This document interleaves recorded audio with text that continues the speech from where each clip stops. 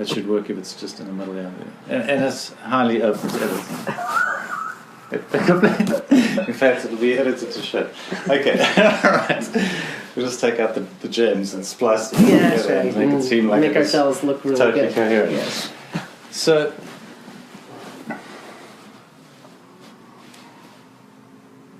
you said it quite a long time ago, and it's come up a few times, and it has stuck with me. When you said that what people think they accept as being sacred because they've thought it. Because it happens, because it's in their thoughts, it's in their heads, they just assume it must be valid in some way or worth listening to and follow it. And it stuck with me because there are so many different voices, and if you're not distinguishing what those voices are and where they're coming from, then you're pretty much at the mercy of anything you think. And quite possibly, a lot of what you think is just is probably not sacred or worthwhile. Somewhat questionable. Exactly. And so the thing is, it's a very interesting way to look at things, because if you start to distinguish what those voices are, and we've had discussions before about, and I remember also clearly about you saying almost the day that you can remember hearing your ego actually speaking. Almost, I think the way you described it was kind of like inner dialogue. Like an inner dialogue, almost like a radio that was switched on, yes. and you could actually distinguish the separate voice in a yes. way that was speaking. You could identify it as being the ego or the negative ego in that case. And so it's a really useful way of understanding things, is to understand where those voices or thoughts are coming from. Because there are so many of them, I thought maybe it's a good idea to look at what some of those possible voices or patterns of thinking are. Okay. Why did it stick with you? What did... because you have mentioned it before, and I'm curious about it. It's fascinating that how did that show up for you as being useful or important? I guess obviously I must have thought the same at some stage. Do you have an experience of where you were able to identify a voice that was automated, or maybe not, maybe not what you would identify as you now? Did you have an awakening moment? That was my awakening moment, is when I actually heard a voice and realized that it wasn't me. So it sounds like a very clear moment for you, but for me it's at times on an ongoing basis now, where I will suddenly recognize a pattern of thinking or a pattern of behaving that has come from obviously a pattern of thinking, and think and I sort of realize that's my mother, that's my father, that's a pattern that's not, it's an inherited pattern. Yes. It's that I obviously learnt, and it kicks in as a default, and it's there, and it could be a pattern of self-pity. Or and you recognize it, and then you recognize it. Yeah. I've seen this before, and you look and you go, oh my gosh, this is what one of my primary caregivers did, and then you notice, you don't remember making a decision that you were going to take that on, but then you start noticing a pattern of that. Feels exactly the same as you recognize it as one of your parents. Yeah. There's a saying about that. You become an adult when your primary caregivers live in your head. So you don't need them anymore. Yeah, but that's pretty frightening. It is kind of frightening, actually. Because that's not the adult I want to be. Yeah, I would have to agree. So let's talk about that for a second. So, why is it so important for us to actually be able to, like, why isn't that an adult that we want to be? What's the downside? I don't think it's a responsible way of being in the world. I think it's a reactive way of being in the world. I think that my parents were reactive to their situations. They did a lot of things by default, which they probably learned from their parents. So if I'm just inheriting those patterns, I'm inheriting my grandparents' patterns, my great-grandparents' patterns. These are patterns that may or may not have been functional 100 years ago, 200 years ago. Certainly not functional for me, and they're certainly not appropriate for me now, because they're conditioned from past events. They're not current. It's not me responding in an appropriate way to what I'm dealing with at this point. It's a conditioned pattern, even if it's 50 years ago. Yes. Or 100, or less, 20 years ago. It's completely not useful at this point right now. So that's not the adult I want to be. I think it was, I really wonder how useful it ever was, but it was common, and that we really didn't look at what, for me, the demarcating, what am I going to say, the demarcating description, or how I would describe where these things come from, is from fear. Is that it's fear-based, and pretty much anything that's along that's my criteria as well. Is that I look at what is the fear, and then I take a look at what the voice is. I take a look at what the content is, and then I go, is this fear-based? And either it is or it isn't. And if it is, then I actually have to look at what that fear is, and decide whether look directly at what am I. The process is what am I protecting? What is it? You can figure out what the fear is one way or another. It's usually fairly obvious to us if we just ask ourselves, so what would be the fear with this pattern, with this thought, with this idea, with this emotion, this motivation that I have? What is the motivation? And when it is fear, I had to decide that I didn't want to be motivated by fear, especially when I found out that if the world is a reflection of what it is that I put out, let's just pretend for a moment that whatever I'm putting out into the world is coming back to me as a reflection of my own thinking, and everybody's experience is different, and what they're putting out is what they're getting back. It's virtually creating your life. There's a saying, is worry is prayer for the things that you don't want. So that's kind of how I was a really easy line to walk, is this fear? Do I believe in this fear? Is this important to me? Is it real? Do I want to be creating this? And ultimately the answers were no and no and no. So it became very easy about, I don't want to live from fear. I don't actually want to be reactive. I don't want my decisions to be made up from fear. So that may be pretty far down the line, but how does that make you feel? No, that makes sense to me, because I tend to think of things in terms of certainly choices. The choices that I make based in, are either fear choices or growth choices. And so in every situation there's an opportunity to react based on a fear attached in some way, or to choose something because it's a growth choice, and it will allow for more expansion and more opportunity to become more of who I really am, as opposed to the fear choices, which are contracting. So when we come back to, having said that, and having, there's growth choices and there's fear choices, I like that saying, is that how is it being useful to go back a little bit and go, everything that I think is sacred. A lot of people believe that everything that they think is sacred because they're feeling and experiencing it. They don't virtually question it. So what would you have to say to people that if somebody is in that place of that they're, if it's inside of me, then it's there for a reason, and it, I have my own best interest in mind. So, what I'm feeling must be sacred, must be useful, must be what why would I question it? What would you have to say to somebody that goes, yeah, that's what I feel, that's what I think, that's how I live my life, my reactions are my reactions, and they're, it's exactly what I'm supposed to be doing? What would your input be?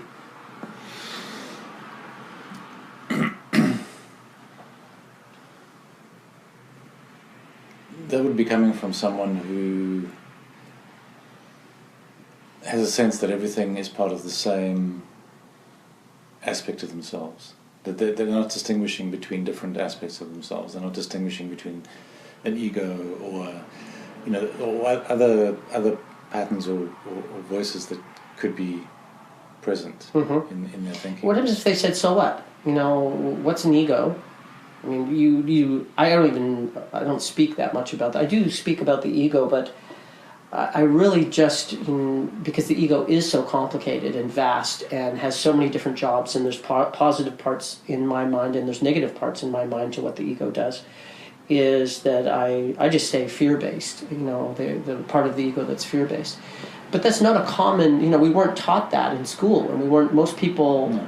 and the people that were taught that in school, and most people's experience of when they talk about it, your average person, their knowledge of the ego really doesn't provide much utility, as far as I can tell.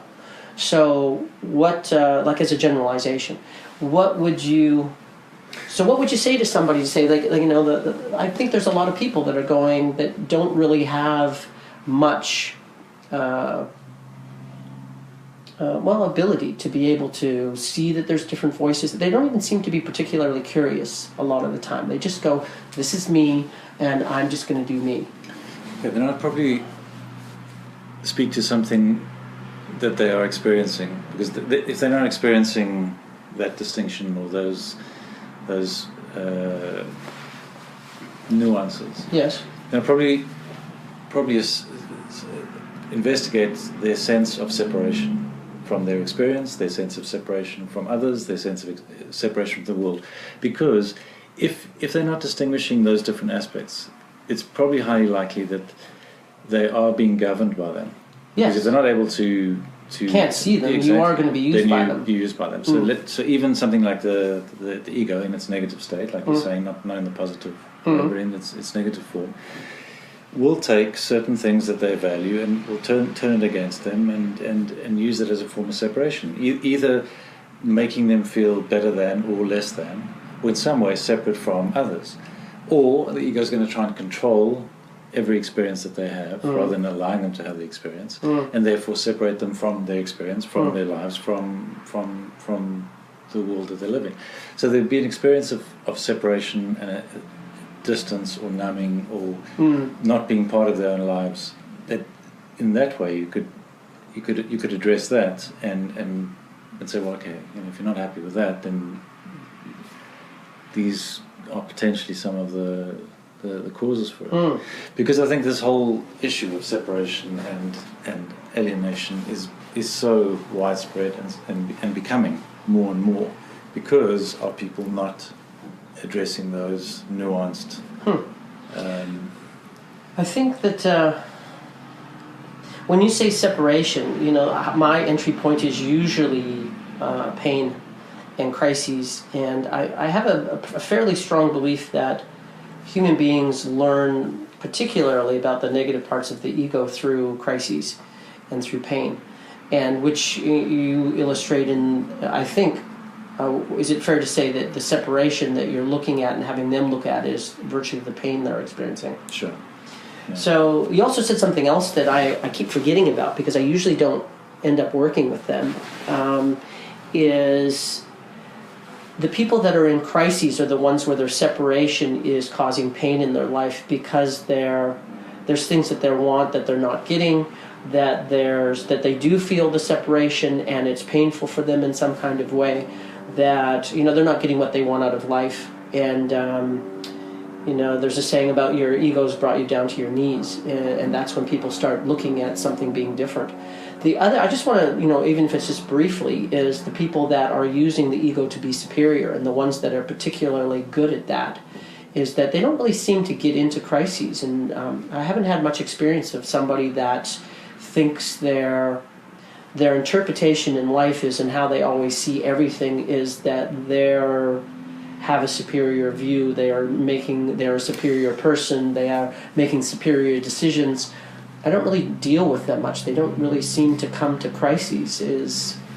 But at some level, it would, or it must, because the thing is that that's not a sustainable situation. Because if the ego is functioning like that, and it is creating that kind of separation, and let's say it is predominantly using a sense of superiority or better than, then if that no longer becomes functional, it will use use the opposite. So it'll take those same values that somebody sees as being better than, and flip them around to create a situation where you come into contact with somebody who has more of those values or more of whatever it is that you are holding as being superior than, in order to create a lesser somebody situation. with a balanced state of superiority and not good enough. That's kind of what you're pointing to. I think I was thinking more of, because I don't deal with that much. It's either normal people, like normal in the sense, but normal in the sense that they have a degree of not good enough, or just people that are just like trying. They have a fairly good outlook about self. They see themselves more or less, other than the normal everyday comparisons with other people, that person's a little bit better and this one's not. But I'm thinking more of the extremes. I very rarely deal with people that really aren't good enough, and usually there's a level of victim mentality that goes with that, which isn't easy to deal with. It's actually quite difficult to deal with. Or on the other side of things is the people that think they're superior. And I guess I was thinking more of kind of a manic form of it, or what's that called? Where they constantly are seeing themselves as in a better way. They're kind sort of a delusional. Yeah, they're bulletproof. Is what it is. So those are the two extremes. So I very rarely deal with those people that really see themselves as superior. I've never actually seen them crash into not being good enough. Do you have that? Have you been around that at all? Yes, I think so. Yeah, definitely. Because in the sense, I think it's something that, if you're using a particular value or quality to somehow separate from others by making that a way of feeling better than other people, then it can just as easily flip into being less than. Okay. It's two sides of the same. Yeah, I know. Look, this is the way I see it: is that the ego is not interested in authenticity. The ego is interested in being accepted, in being approved of by others. Yes. So really it sort of promotes mediocrity in a way, because it goes for approval and acceptance and appraisal by others, which generally means you're striving for mediocrity, because authenticity is not going to put you necessarily in that realm of approval by others. No. So if you want to go for maximum approval, you're probably going to end up mediocre. So the ego, in a sense, is not promoting a real, authentic self, and it's not, and it's also trying to control experience, and experience is the means of accessing or getting to the authentic self. Yeah, so with the mediocrity of being approved and being seen a particular way, you've already got an outcome in mind about how you want to be seen. You're virtually not really looking at self as what is my expression? What is the truth about me? Is that being, to the degree that you are roped in by, that you need to be accepted by the society, the people around you that are saying this is good and this is bad, which is really kind of a shame that we actually live that way, that we have I call it the cookie cutter, a list of things that you need to be and not be, or you're going to be judged by the world in some kind of way, so that you're not doing life right. And it really does, to the degree that you believe in that, and to the degree that your upbringing was that to get approval you needed to behave a certain way, is usually the people that have accepted that in some kind of way. And really it's at the cost of feeling, what am I, who am I, what's actually going on in there, what kind of human being, what is my true expression. And that a lot of people never really becomes overly important to them to be able to do that. There's really a sadness for that, for me, is that I just know how not interested I am in what people are supposed to look like, given that there's 7 billion people. They're all different. They all have a gift. They all need to be able to live their life in a particular way to learn what they need to learn in their journey of who they are. Nobody can predetermine that. If you're doing something, that's what you're supposed to be doing. That's what you're supposed to be learning. And there's lots of things in my life, for example, where I said, "Well, God, I'll never do that again." That didn't feel good. And 2 weeks later, I'm doing it again, one more time. Somehow I figured that I'd do it, and I go, God, okay, now I remember why I didn't do that. And, 4 weeks after that, I'm doing it yet another time. But that was the last time. I went, okay, now, I'm definitely not doing that again. So, and that's the process that you actually have to go through to be able to really figure out who you are and what your expression is and how the world works as opposed to how the world is supposed to work.